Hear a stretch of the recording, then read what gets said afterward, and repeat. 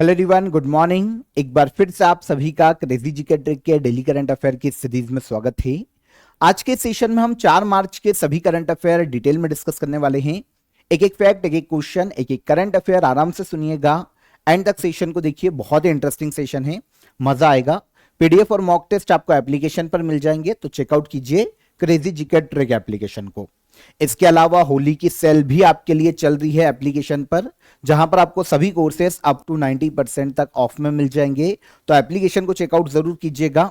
इसके अलावा आप हमारे कंप्लीट जीएस फाउंडेशन कोर्स को ज्वाइन कर सकते हैं 1 ईयर वैलिडिटी के साथ। अभी आपको काफी अफोर्डेबल प्राइस पर देखने को मिल जाएगा, तो चेकआउट कीजिए एप्लीकेशन को, ज्वाइन कीजिए। यहां पर आपके लिए सभी एग्जाम ओरिएंटेड कोर्सेस काफी अफोर्डेबल प्राइस में अभी आपको एप्लीकेशन पर मिल जाएंगे। शुरू करते हैं हम हमारे आज के सेशन को और देखते हैं सबसे पहला क्वेश्चन। हाल ही में 8 बाघों की मृत्यु के कारण खबरों में रहा बांधवगढ़ टाइगर रिजर्व किस राज्य में स्थित है? तो बांधवगढ़ टाइगर रिजर्व, इसकी बात करें तो यह हमको देखने को मिलेगा मध्य प्रदेश राज्य में। रिसेंटली हुआ यह कि मध्य प्रदेश में जो अवैध तार होते हैं बिजली के, उनसे करंट लगने के कारण एक साथ 8 बाघों की मृत्यु हो गई है। अभी यह रिपोर्ट दी गई है मध्य प्रदेश गवर्नमेंट के द्वारा कि 8 बाघों की मृत्यु हो गई है एक साथ बिजली के तारों में करंट के कारण। आपको पता है लास्ट ईयर अभी एक डेटा आया था नेशनल टाइगर कंजर्वेशन अथॉरिटी का, यह अभी आया था इसी साल, लास्ट ईयर 2025 के डेटा पर आधारित था। और इसमें बताया गया था कि इंडिया में 2025 में सबसे ज्यादा टाइगर डेथ कहां पर हुई है। तो आपको पता है इस डेटा के अकॉर्डिंग 2025 में सबसे ज्यादा टाइगर डेथ जो है ना, यह मध्य प्रदेश में ही रिपोर्ट की गई है। हम आगे बात करेंगे। और मध्य प्रदेश में भी सबसे ज्यादा टाइगर की डेथ बांधवगढ़ टाइगर रिजर्व में हुई थी। यह मध्य प्रदेश राज्य में स्थित है। 1968 में यह बनाया गया था नेशनल पार्क के रूप में। आगे चलकर इसे टाइगर प्रोजेक्ट में शामिल किया गया। बांधवगढ़ टाइगर रिजर्व मध्य प्रदेश के पूर्व में उमरिया जिले में स्थित है। ओके, ये एक तो बांधवगढ़ फोर्ट के लिए जाना जाता है इस नेशनल पार्क में। बांधवगढ़ का किला बहुत ही फेमस है एमपी के पूर्व में, तो एक तो इसके लिए जाना जाता है। और इसके अलावा इंडिया में सबसे ज्यादा टाइगर घनत्व भी हमको बांधवगढ़ टाइगर रिजर्व में देखने को मिलता है एमपी में। ये एक इंपॉर्टेंट फैक्ट है, पूरे इंडिया में सबसे ज्यादा टाइगर घनत्व देखने को मिलता है बांधवगढ़ टाइगर रिजर्व में। और व्हाइट टाइगर के लिए भी जाना जाता है, तो इंपॉर्टेंट हो जाता है, याद रखना एमपी में है। यहां पर मैं आपको नेशनल टाइगर कंजर्वेशन अथॉरिटी की रिपोर्ट बता रहा था। 2025 के आधार पर इसने अभी रिपोर्ट जारी की थी लास्ट मंथ, और इसमें बताया था कि 2025 में 166 टाइगर की डेथ रजिस्टर की गई है, 166। इनमें से सबसे ज्यादा 55 टाइगर 2025 में मध्य प्रदेश में मारे गए हैं, मध्य प्रदेश में उनकी मृत्यु हुई है। और मध्य प्रदेश में भी सबसे ज्यादा tiger death Bandhavgarh tiger reserve में रिपोर्ट की गई। तो ये एक इंटरेस्टिंग फैक्ट है, इसको याद रखिएगा। आपको पता होना चाहिए कि पूरे वर्ल्ड में जो टाइगर पाए जाते हैं ना, उनका 75% टाइगर पॉपुलेशन इंडिया में पाई जाती है। अगर हम टाइगर पॉपुलेशन का डेटा देखें, हम बात करेंगे इसकी, लेकिन सबसे ज्यादा टाइगर डेथ मध्य प्रदेश में 55, सेकेंड नंबर पर है महाराष्ट्र 38, और तीसरे पर है केरला, 13 टाइगर की डेथ हुई थी केरला में।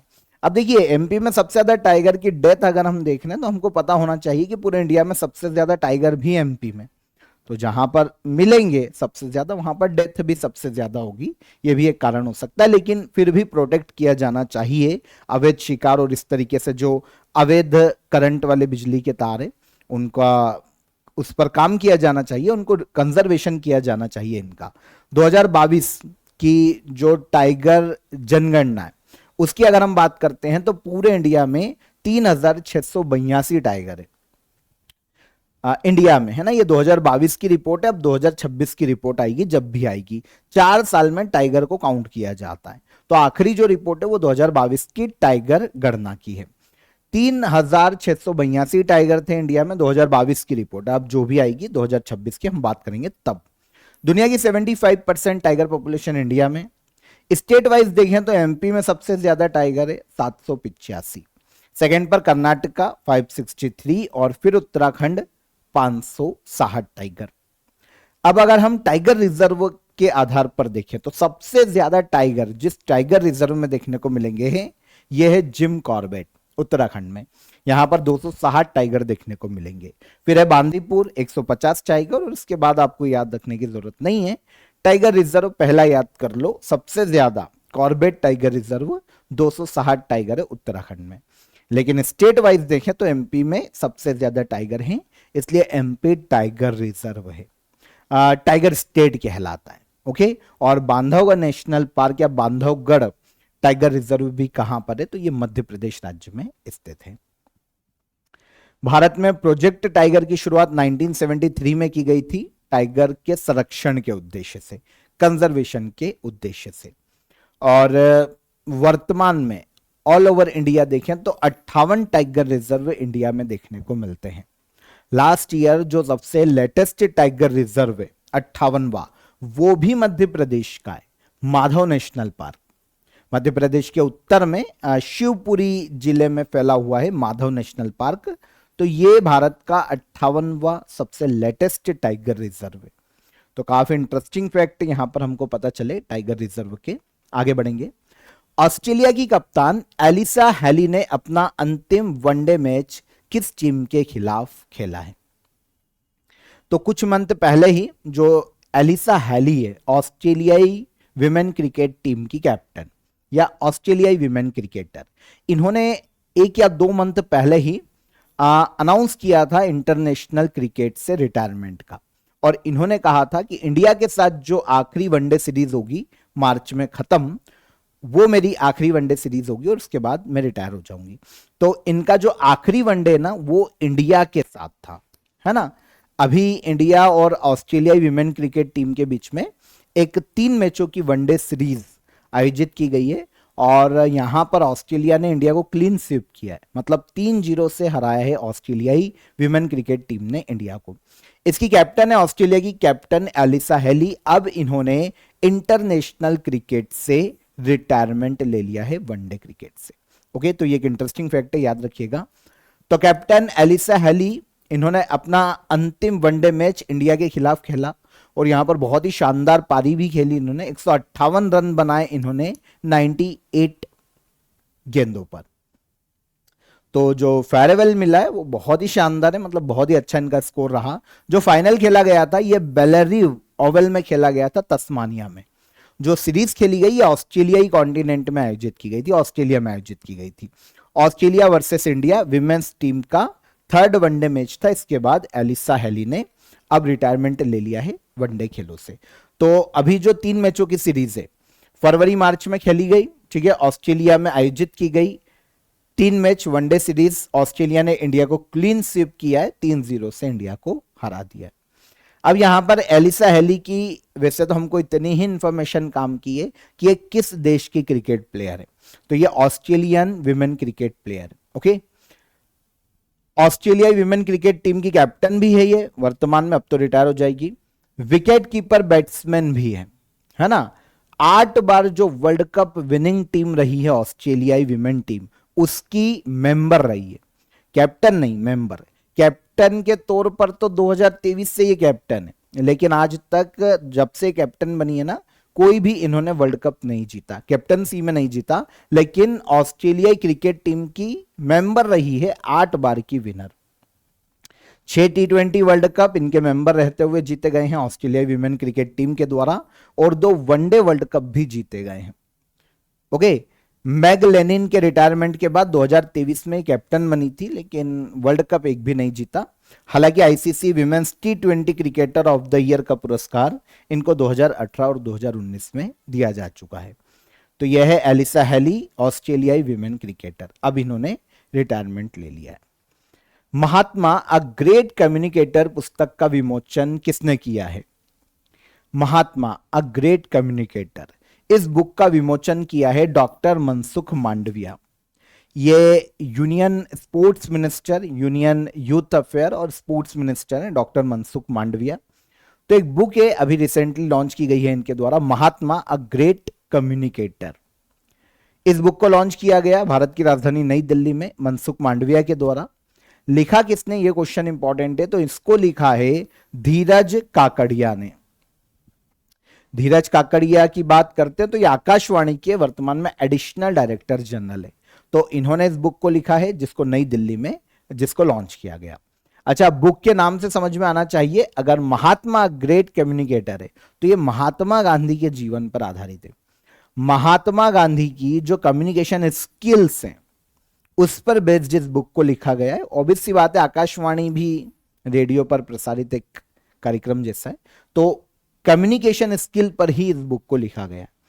अब महात्मा गांधी के जितने भी स्वतंत्रता आंदोलन थे, है ना, अगर हम असहयोग आंदोलन देख लें, सविनय अवज्ञा आंदोलन देख लें, या फिर क्विट इंडिया मूवमेंट, भारत छोड़ो आंदोलन देख लें, तो महात्मा गांधी से काफी लोग इंस्पायर हुए, काफी लोगों को प्रभावित किया उन्होंने। तो उनकी कम्युनिकेशन स्किल पर इस बुक को लिखा गया है। हिंदी, इंग्लिश, गुजराती में अभी इसको लॉन्च किया गया। लॉन्च किसने किया? Mansukh Mandaviya, union minister. और लिखा किसने है बुक को? तो यह धीरज काकड़िया के द्वारा लिखी गई है। ठीक है, फरवरी में जो बुक्स इंपॉर्टेंट है और लॉन्च की गई उन पर हम नजर डाल लेते हैं क्योंकि पूछी जा सकती है। वैसे हम डिस्कस कर चुके हैं, लेकिन एक बार फिर से हम यहां पर देख लेते हैं। Reclaiming incredible a blueprint of India tourism unclaimed throne, इस बुक को लिखा है नवीन कुंडू ने। तो इसको लास्ट मंथ ही लॉन्च किया गया था। Life, law and literature, reflection of a जज, इस बुक को एन आनंद वेंकटेश ने लिखा है, ये जज हैं। Bakshi, Jagabandhu the great commander, और एक और बुक है ये माटी कथा कहे या ई माटी कथा कहे, इसको लिखा है विश्वभूषण हरिचंदन ने। ये छत्तीसगढ़ राज्य के प्रेजेंट गवर्नर है। तो दोनों बुक इनकी अभी लॉन्च की गई थी लास्ट मंथ और इन्होंने ही लिखा है। The sage who reimagine Hinduism, doctor Shashi Tharoor, Congress के सीनियर लीडर, इनकी बुक लास्ट मंथ लॉन्च की गई।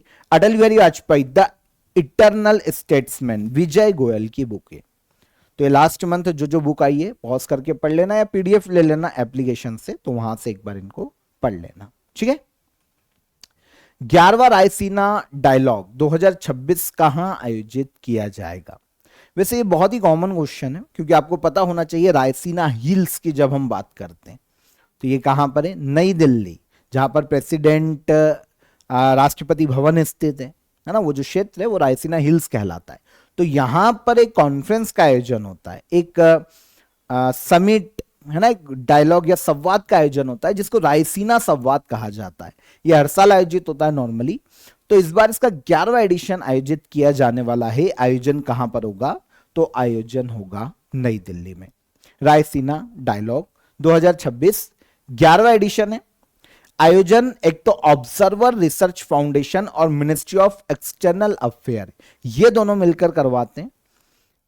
एक प्रकार का ये जियोपॉलिटिकल कॉन्फ्रेंस या सम्मेलन है। वर्ल्ड के टॉप लीडर्स यहां पर इकट्ठा होते हैं और वर्ल्ड के अलग अलग मुद्दों पर, जैसे इकोनॉमिकल जो मुद्दे होते हैं, इकोनॉमिक से रिलेटेड जो होते हैं, ट्रेड से रिलेटेड जो होते हैं, वॉर से रिलेटेड जो होते हैं, किसी भी अदर जोखिम से रिलेटेड ऐसे जो भी मुद्दे हैं ना, उन पर यहां पर बातचीत की जाती है और उनका सोल्यूशन ढूंढने की कोशिश की जाती है। तो वर्ल्ड के टॉप लीडर्स जो पॉलिसी मेकर्स है वो यहां पर आते हैं और हर साल रायसीना डायलॉग का आयोजन किया जाता है। इस बार चीफ गेस्ट हैं फिनलैंड के प्रेसिडेंट अलेक्जेंडर स्टब। फिनलैंड के प्रेसिडेंट है, ये क्वेश्चन पूछा जा सकता है। 5 तारीख को ये शुरू होगा और 7 मार्च तक 3 दिवसीय इस डायलॉग का आयोजन किया जाएगा। ओके, आयोजन करने वाले के बारे में आपको पता चल गया।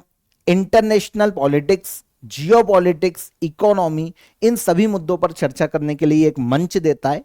दुनिया के टॉप लीडर्स, पॉलिसी मेकर, जो विशेषज्ञ होते हैं, साइंटिस्ट होते हैं या फिर जो अलग अलग बिजनेसमैन होते हैं, उन सभी को एक मंच मिलता है यहां पर। वर्ल्ड में global security, trade, technology, climate change, diplomacy, इन सभी मुद्दों पर रायसीना डायलॉग में चर्चा की जाती है। तो इस बार 11वां एडिशन है 2026 में, 5 से लेकर 7 मार्च तक इसका आयोजन किया जा रहा है। ठीक है, मिनी दावोस सम्मेलन भी कहलाता है ये, क्योंकि वर्ल्ड के टॉप लीडर्स यहां पर आते हैं। जैसे दावोस में इकट्ठा होते हैं क्योंकि वर्ल्ड के बड़े बड़े ऑर्गेनाइजेशन के हेडक्वार्टर दावोस में देखने को मिलते हैं और वहां पर जैसे सम्मेलन होते हैं तो इसे मिनी दावोस का नाम दिया जाता है। रायसीना हिल्स क्योंकि ये नई दिल्ली में है प्रेसिडेंट जो भवन है, राष्ट्रपति भवन या पार्लियामेंट हाउस, वो सभी यहीं पर स्थित है। तो रायसीना डायलॉग भी नई दिल्ली में ही आयोजित किया जाता है कॉन्फ्रेंस से। 55वां राष्ट्रीय सुरक्षा सप्ताह 2026 इस बार कब से कब तक मनाया जा रहा है? 55 नेशनल सेफ्टी वीक ये इस साल आयोजित किया जा रहा है 4 मार्च से लेकर 10 मार्च 2026 तक, एक हफ्ते तक चलता है, ठीक है ना। हर साल आयोजित किया जाता है, इस बार 55वां नेशनल सेफ्टी वीक है। अच्छा, किसकी सेफ्टी? पहली चीज तो ये, तो जो इंडस्ट्रीज है, जो वर्क प्लेस है, वहां पर सेफ्टी मेजर्स को प्रमोट करना इस वीक को आयोजित किए जाने का मुख्य उद्देश्य है। तो भारत में नेशनल सेफ्टी काउंसिल इसका हर साल आयोजन करवाती है पूरे वीक का। वर्क प्लेस पर इंडस्ट्री में जो वर्कर्स है, चाहे वो संगठित क्षेत्र के हों, असंगठित क्षेत्र के हों, उनकी हेल्थ, सेफ्टी, इन्वायरमेंट इश्यूज जो हैं, उनके प्रति उनको अवेयर करना, लोगों को अवेयर करना कि इनके अधिकारों की रक्षा की जानी चाहिए, इनकी सेफ्टी पर ध्यान दिया जाना चाहिए वर्क प्लेस पर। इसी उद्देश्य से आयोजित किया जाता है नेशनल सेफ्टी वीक को हर साल। इस बार ये 55वां नेशनल सेफ्टी वीक है, 4 मार्च से लेकर 10 मार्च तक इसका आयोजन किया जा रहा है। वैसे एक डे भी मनाया जाता है 4 मार्च को, नेशनल सेफ्टी डे। तो यहीं से शुरुआत की गई है नेशनल सेफ्टी वीक की। आयोजन करवाने वाली संस्था है नेशनल सेफ्टी काउंसिल, ठीक है। तो नेशनल सेफ्टी डे हर साल कब मनाया जाता है? तो ये 4 मार्च को मनाया जाता है, क्योंकि 4 मार्च 1972 को पहली बार इससे मनाया गया था, तब से ही हर साल मनाया जा रहा है। 2026 की theme engage, educate and empower peoples to enhance safety, यह थीम रखी गई है 2026 में। Engage, educate and empower people to enhance safety national safety day की थीम है, और वीक 4 से लेकर 10 मार्च तक मनाया जा रहा है। नेशनल सेफ्टी काउंसिल है ना, यह भारत में ministry of labour and employment के अंतर्गत कार्य करने वाली संस्था है। इसकी स्थापना 4 मार्च 1966 को की गई थी। तो क्योंकि नेशनल सेफ्टी काउंसिल का स्थापना दिवस है, इसलिए 4 मार्च का दिन चुना गया है नेशनल सेफ्टी डे को मनाए जाने का, और यह पहली बार मनाया गया था 1972 में। इजी। तो ये संस्था की बात करें तो ये वर्क प्लेस पर जो लेबर हैं, जो लोग हैं, उनकी सेफ्टी के लिए ही काम करने वाली संस्था है। ईरान का अंतरिम सर्वोच्च नेता किसे नियुक्त किया गया है? ईरान का अंतरिम सुप्रीम लीडर अपॉइंट किया गया है अयातुल्ला अली रेजा अराफी को। आपको पता है अभी इजराइल और अमेरिका ने जब ईरान पर अटैक किया तो ईरान के जो सुप्रीम लीडर है खामनोई, वो मारे गए थे। और उसके बाद अब ईरान की जो पार्लियामेंट की जो कमिटी है, उसने अंतरिम सर्वोच्च लीडर के रूप में अपॉइंट किया है अयातुल्ला अली रेजा अराफी को, ठीक है। खामनेई की मृत्यु के बाद अब ये बने हैं अंतरिम लीडर। तो अभी ये सुप्रीम लीडर की जो सारी पावर है ना, ये अंतरिम सुप्रीम लीडर के रूप में संभालेंगे, मतलब सारे डिसीजन लेंगे जब तक ईरान की पार्लियामेंट एक नियमित सुप्रीम लीडर अपॉइंट नहीं कर देती। ये अंतरिम सुप्रीम लीडर के रूप में काम करेंगे। ओके, अंतरिम सुप्रीम लीडर है, ध्यान रखना अंतर होता है। तो खामनेई की मृत्यु के बाद अब ये बने हैं नए सुप्रीम लीडर ईरान के, अयातुल्ला अली रेजा अराफी, ठीक है। ये ईरान में इनका जन्म हुआ है। ईरान का एक यज़्द एक स्टेट है, प्रांत है, वहां पर इनका जन्म हुआ था 1959 में, और अब ये ईरान के सुप्रीम लीडर बने। जैसा कि मैंने आपको लास्ट सेशन में भी बताया था, अगर आपको याद हो तो 3 ऑपरेशन मैंने आपको बताया था, यहां पर एक बार फिर से रिपीट कर देता हूं। एक ऑपरेशन एपिक फ्यूरी, ये अमेरिका ने चलाया है ईरान के खिलाफ जब अभी ईरान पर अटैक हुआ है। वैसे यहां पर अमेरिका और इजराइल दोनों ही इंक्लूड थे, दोनों देशों ने मिलकर ईरान पर अटैक किया है। तो ऑपरेशन एपिक फ्यूरी जो है ना, ये अमेरिका की तरफ से अनाउंस किया गया। ईरान के मिलिट्री बेस, मिसाइल फैसिलिटीज, जो कमांडर सेंटर्स है, उनको निशाना बनाया गया। इजराइल ने जो अलग से एक ऑपरेशन लॉन्च किया है वो है ऑपरेशन रोरिंग लॉयन। ये इजराइल ने चलाया है ईरान के खिलाफ। इसके तहत ईरान की जो न्यूक्लियर फैसिलिटीज है उनको डिस्ट्रॉय करना इसका मुख्य उद्देश्य है। और ईरान ने इसके रिटेलिएट में जो ऑपरेशन चलाया वो है ऑपरेशन फतह ए खैबर। ये चला है किसने? ईरान ने, अमेरिका और इजराइल के खिलाफ। इसके तहत ईरान ने क्या किया है कि इजराइल और अमेरिका के हमलों का जवाब देने के लिए मिडिल ईस्ट के जितने भी देश है जहां पर अमेरिकी एयर बेस या कोई मिलिट्री बेस है, उन पर अटैक किया है। तो ये तीनों देशों के द्वारा चलाए गए ऑपरेशन है, नजर डाल लेना, ये कल मैंने वैसे आपको बता दिए थे। दिव्यांग सहायक पोर्टल किस राज्य सरकार के द्वारा लॉन्च किया गया है? महाराष्ट्र राज्य सरकार ने दिव्यांगों के लिए, है ना, जो दिव्यांग होते हैं उनके लिए, उनकी सहायता के लिए जितने भी गवर्नमेंट स्कीम्स है राज्य की, वो दिव्यांगों तक सही ढंग से पहुंचाई जा सके, उनमें ट्रांसपेरेंसी रहे, इस उद्देश्य से दिव्यांग सहायक पोर्टल लॉन्च किया है महाराष्ट्र सरकार ने। और दिव्यांगों के लिए ये इंडिया का पहला इस तरीके का पोर्टल है जो कि महाराष्ट्र ने लॉन्च किया है। दिव्यांगों के लिए जितने भी गवर्नमेंट स्कीम्स हैं उसका पूरा लाभ पहुंचाया जा सके उनको, डिजिटली और ज्यादा ट्रांसपेरेंसी के साथ और ज्यादा इजी तरीके से, मतलब दिव्यांगों को किसी प्रकार की प्रॉब्लम ना हो, सारी गवर्नमेंट स्कीम्स का उनको लाभ मिले, यह उद्देश्य महाराष्ट्र सरकार के दिव्यांग सहायक पोर्टल का। एक वन स्टॉप ऑनलाइन प्लेटफॉर्म है, जैसे हम ना आपने देखा होगा ऑनलाइन प्लेटफॉर्म जहां पर आवेदन किया जा सकता है दिव्यांगों के द्वारा। तो यहां पर क्या होगा, बिना किसी पेपर वर्क के, बिना किसी फिजिकल विजिट के किसी भी ऑर्गेनाइजेशन, गवर्नमेंट ऑर्गेनाइजेशन में ऑनलाइन जो दिव्यांग है वो आवेदन कर सकते हैं गवर्नमेंट स्कीम्स का लाभ लेने के लिए। रियल टाइम ट्रैकिंग भी यहां से की जा सकती है कि उनको स्कीम का लाभ मिल रहा है या नहीं। तो ये महाराष्ट्र गवर्नमेंट लेकर आई है, पहली तरीके का इंडिया में दिव्यांगों के लिए इस प्रकार का पहला पोर्टल है। Right of persons with disabilities act Bharat में 2016 में लॉन्च किया गया था, इसी के तहत इस पोर्टल को महाराष्ट्र ने लॉन्च किया है। अगर हम इस एक्ट की बात करते हैं कि rights of person with disability act क्या है, तो 2016 में इसे इंट्रोड्यूस किया गया था भारत सरकार के द्वारा। भारत में जो दिव्यांग है उनके अधिकारों को प्रोटेक्ट करना, उनकी सुरक्षा को बढ़ाना और उनके लिए सारी स्कीम्स का उनको लाभ मिल सके, ऑल ओवर पूरा एक एक्ट बनाया गया था, कानून बनाया गया था। 1995 का जो पुराना एक्ट था ना उसको रिप्लेस करके 2016 का एक्ट लाया गया। इसमें जो विकलांगता की जो संख्या है, मतलब किस किस आधार पर किसी को डिसेबल माना जाए, विकलांग माना जाए, पहले 7 ही तरीके के लोगों को विकलांग माना जाता था, लेकिन इसकी संख्या को बढ़ाकर 2016 के एक्ट में 21 कर दिया गया था। अब 21 तरीके की जो डिसेबिलिटी है उसको विकलांगता माना जाएगा, तो उनको दिव्यांग का दर्जा दिया जाएगा और उनको सारे स्कीम्स का फिर लाभ सुनिश्चित किया जा सकता है। दूसरा, इंडियन बाइसन फेस्ट किस वाइल्ड लाइफ सेंचुरी में आयोजित किया जाएगा? तो ये इंडियन बाइसन के संरक्षण का जश्न मनाने के लिए, उनके संरक्षण के लिए जो काम किए गए, है ना, एक उत्सव की तरह इंडियन बाइसन फेस्ट का आयोजन किया जाएगा देब्रीगढ़ वाइल्ड लाइफ सेंचुरी में। अगर हम देब्रीगढ़ वाइल्ड लाइफ सेंचुरी की बात करते हैं तो ये हमको भारत के ओडिशा राज्य में देखने को मिलती है। ओडिशा में एक रिजर्वायर बहुत ही फेमस है जिसका नाम है हीराकुंड रिजर्वायर, है ना। तो हीराकुंड रिजर्वायर के पास एक बहुत ही इंपॉर्टेंट बायोडायवर्सिटी एरिया है, बायोडायवर्सिटी जोन है, जिसका नाम है देब्रीगढ़ वाइल्ड लाइफ सेंचुरी। यहां पर 8 मार्च से 2 दिन का इंडियन बाइसन फेस्ट का आयोजन किया जाएगा। ओडिशा राज्य में देब्रीगढ़ वाइल्ड लाइफ सेंचुरी है। एक्चुअल में यहां पर इंडियन बाइसन को संरक्षित करने के लिए काफी काम किए गए और लगातार इंडियन बाइसन की संख्या इस वाइल्ड लाइफ सेंचुरी में बढ़ती जा रही है। इसीलिए जो इंडियन बाइसन फेस्ट है वो देब्रीगढ़ वाइल्ड लाइफ सेंचुरी में आयोजित किया जाता है। इस बार इसका दूसरा एडिशन आयोजित किया जा रहा है, ठीक है। तो इंडियन बाइसन के संरक्षण पर जश्न मनाना या इसे प्रोत्साहित करना इस फेस्ट को या उत्सव को आयोजित किए जाने का मुख्य उद्देश्य है। इंडियन बाइसन को गयाला के नाम से भी जाना जाता है। इंडिया के अलग अलग एरियो में, स्पेशली ओडिशा में गयाला कहा जाता है, ठीक है।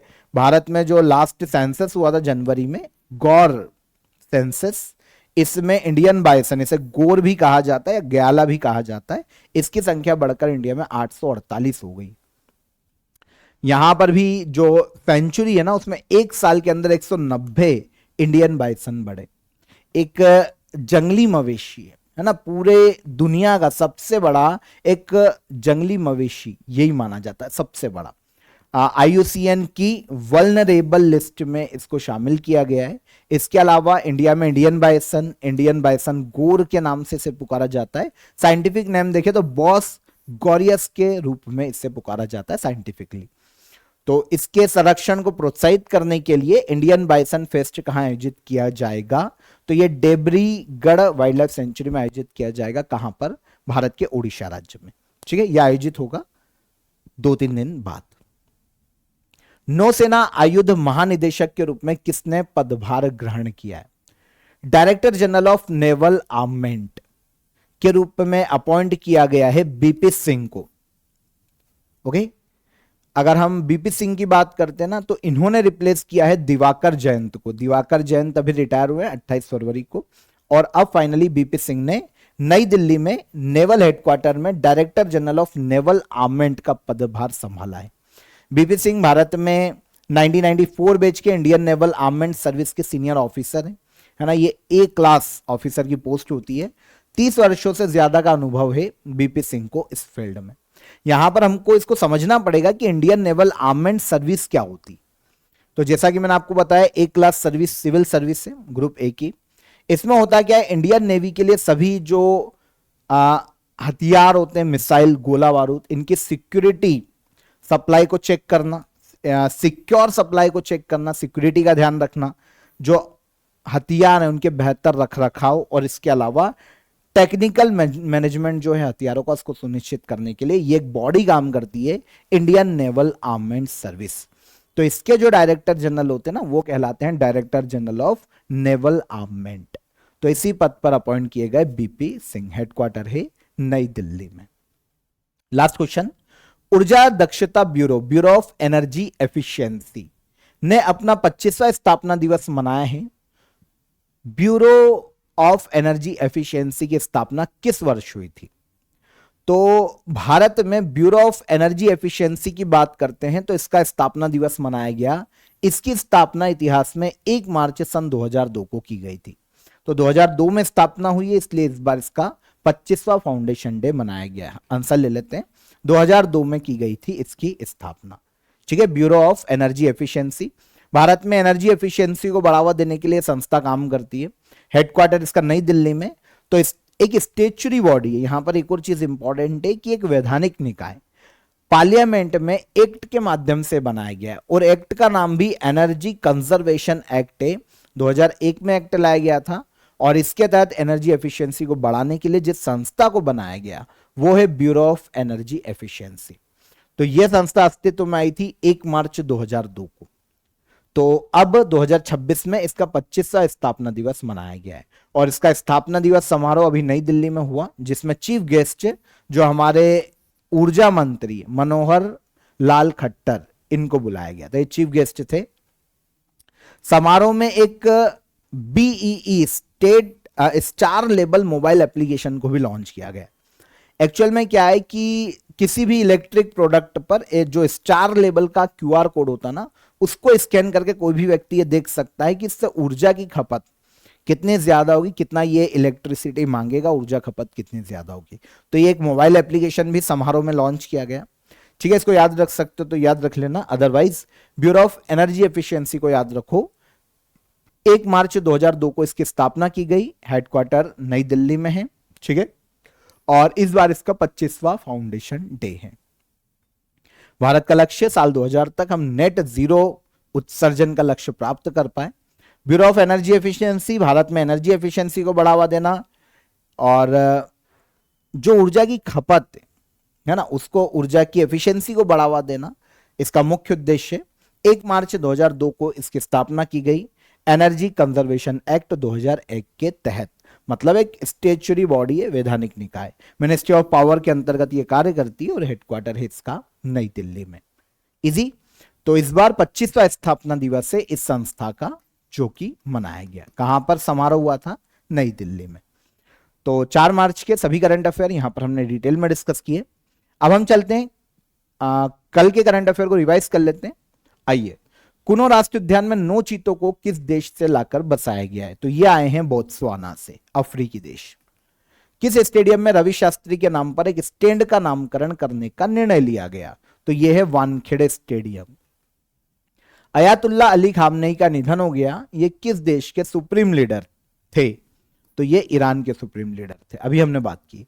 गेल इंडिया लिमिटेड के नए चेयरमैन और मैनेजिंग डायरेक्टर के रूप में किसे नियुक्त किया गया? तो ये बने हैं दीपक गुप्ता। विश्व वन्य जीव दिवस हर साल कब मनाया जाता है? तो यह मनाया जाता है 3 मार्च को। तमिलनाडु का पहला डार्क स्काई पार्क कहां स्थापित किया गया? तो ये कोल्ली हिल्स नामक्कल में स्थापित किया गया। ऑपरेशन गजाब लिल हक किस देश ने लॉन्च किया? तो इसे लॉन्च किया है पाकिस्तान ने। प्रधानमंत्री नरेंद्र मोदी ने माइक्रोन प्रौद्योगिकी की सेमीकंडक्टर एटीएमपी फैसिलिटी का इनॉग्रेशन किस स्थान पर किया? तो यह है सानंद, गुजरात। भारत के 93 चेस ग्रैंड मास्टर कौन बने? तो ये बने आरव डेंगला। और उत्सव चरण दास का हाल ही में निधन हो गया। ये किस क्षेत्र से संबंधित है? तो ये फोक डांस से संबंधित है, ओडिशा के। ठीक है, तो यहां पर ये कल के सेशन के current affair question of the day का आंसर ले लीजिए। भारत में कितनी रामसर साइट है वर्तमान में? तो इंडिया में वर्तमान में 98 रामसर साइट है, 98।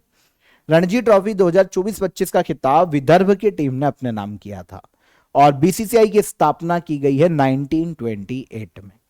ओके, तो ये तीनों क्वेश्चन के हमारे आंसर। अब आज के question of the day. Maharashtra की पहली महिला उप मुख्यमंत्री कौन नियुक्त की गई? 10वां मिसिंग यूथ फेस्टिवल कहां आयोजित किया गया? और विश्व कैंसर दिवस हर साल कब मनाया जाता है?